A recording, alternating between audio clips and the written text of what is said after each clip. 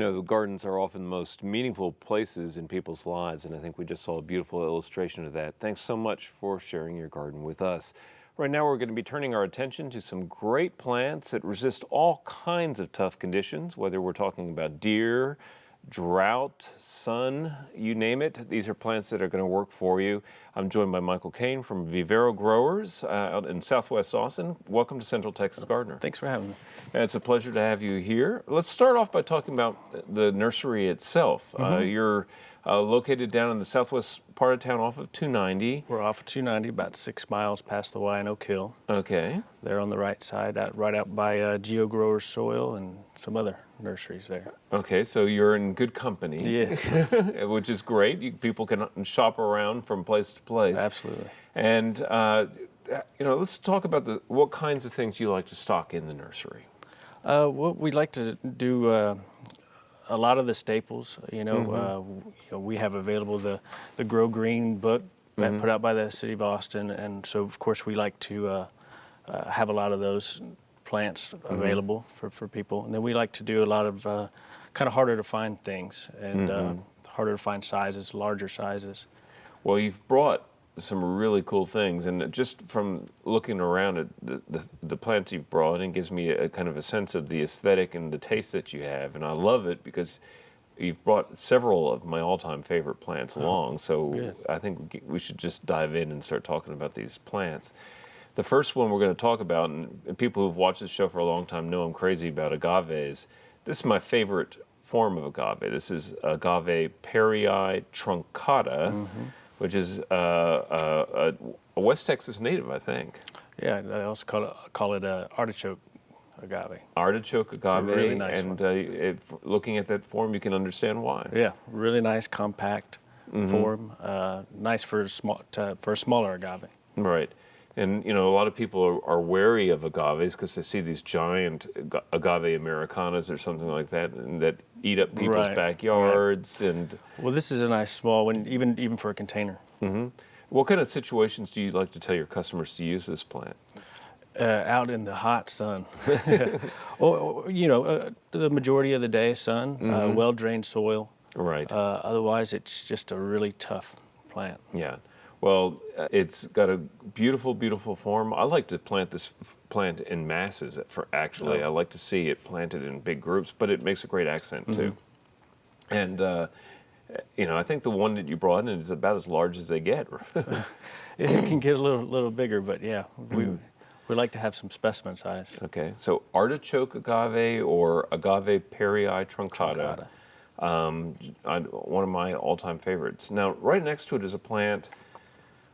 I don't recall talking about this before. It's Leonotis, and it has a Monarda-looking kind of flower on it, but it's not a Monarda. Tell me a little bit about this one.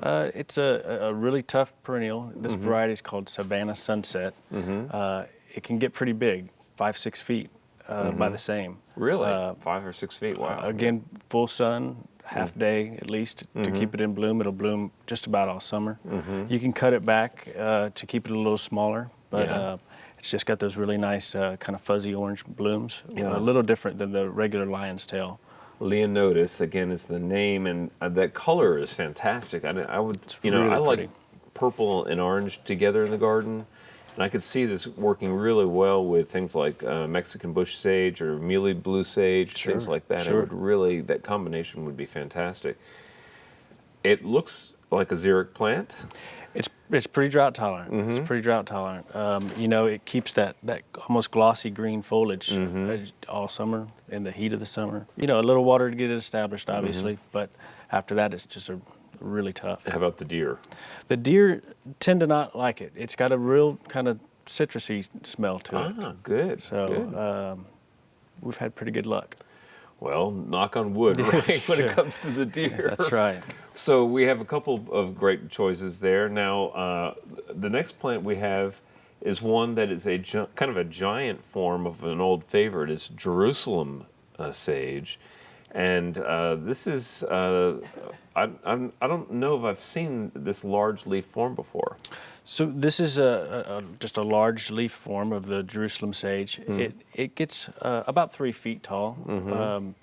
with the blooms. The foliage stays a little smaller than the regular Jerusalem sage. Larger leaf, but smaller in overall size. But it's just as tough, just as drought tolerant. Again, full to part sun, at least half a day. This is a plant that just will hang on for years in extremely tough circumstances. And I know that because I planted it in my current garden like 14 years ago, left for 12 years. Nobody took care of it in the interim. Now I'm back. There it is. And it's still there. So Well, that's great. It is a survivor for sure. And I love the nice bright yellow flower on that one. So Jerusalem sage, a great plant for people to be using. And you've brought in, I mentioned Mexican bush sage a little while ago. You brought in a kind of white pink flowered variety that I've never seen this one before either. Yeah, so this is just a Salvia leucantha Mexican bush sage. It's got the white and pink blooms. This one, it tends to bloom all summer for us. We had it planted out in our planters last summer, and it just bloomed and bloomed. So it's a little smaller. It tends to be a little actually smaller. a good thing. Yeah. But it's just a really neat, different bloom. Well, it's, that cool color during the summertime, very refreshing. Sure. And absolutely love kind of the pastel-like quality of it. I think this is a real keeper. I really, really like the color on it. And again, for a proven performer in this area, it's hard to beat. This is one you can, once you get it established, we'll come back reliably year after year after year. Right. Now, behind that, we have yet another form of agave, and this is what we call the whale's tongue agave. I forget what the botanical name on this one is, but I like to think that would be a killer whale's tongue because that looks pretty well armed. Well, that's a really nice one. It's a smaller agave, about 4 feet, 4 to... Bigger than the truncata, parryi truncata, for sure. But also a really wide leaf.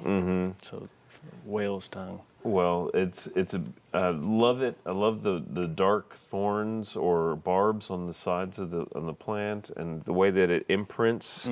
That's one of the things that the agaves are known for, and on this one it can be really striking. Sure. And it's been a really popular agave. Oh yeah. A great centerpiece or an anchor plant for a perennial bed or a rock garden or something like that. Sure. Yeah, so definitely one for people to be on the lookout for. You've been hitting home runs with me on the plants you brought in because in addition to the parryi, which is one of my all-time favorites, you brought in Dianthus. And I've been crazy about these plants for the longest time, and the great blooms, and then this incredible foliage, which is so tidy and bright and tight. Most people like it just for the foliage. Yeah. Just that really nice, compact, trailing, just little pin cushions. Pin cushion is a good way to describe it. I have some of this in a blue ceramic pot that's tall and narrow, and it's just kind of slowly creeping down the side of that pot. Wow. The contrast between the kind of the gray foliage and the blue is just really striking, and I think it's a very xeric plant. It is. It holds up. It holds up. Even in the nursery, we barely water it. Well, and I think that's the key to success with this plant, don't you? I mean, it does need a well-drained soil. Yeah, it does need a well-drained soil. It doesn't want to stay too wet, wet feet. Even in a container, I usually turn in a significant percentage of granite sand when I'm planting this one. Sure. Because I really think it helps. But this one is Bath's Pink, right? Bath's Pink. Right. And it can trail out a couple feet or more. Like you said in your container, It sounds like it's getting pretty long. Yeah. Well, real briefly, you also brought in some beautiful echeveria, and these are just striking plants that are easy for in the ground or in containers. Right. And this one in particular just really holds up. Some of them can be a little finicky. This one is it takes the heat. It takes quite a bit of cold, and it's not fussy about too much water. If it gets a little bit of water, or none at all. All right. So. Well, we only have a few seconds left, so again, we want to remind people about the name of the nursery is Vivero Growers Nursery. Vivero Growers Nursery. And again, the location. And we're at 12,290 West, which is about 6 miles past the Wyanoke Hill. Look off to the right if you're heading out of town. It will be on the right-hand side. Okay. All right. Next to Geo Growers in that area. Just before that, that's right. right. Well, we really appreciate you coming on board. Good luck to you and the whole team out of Vivero Nursery, and we look forward to having you back sometime. Well, thank you. All right. Thank you. And coming up.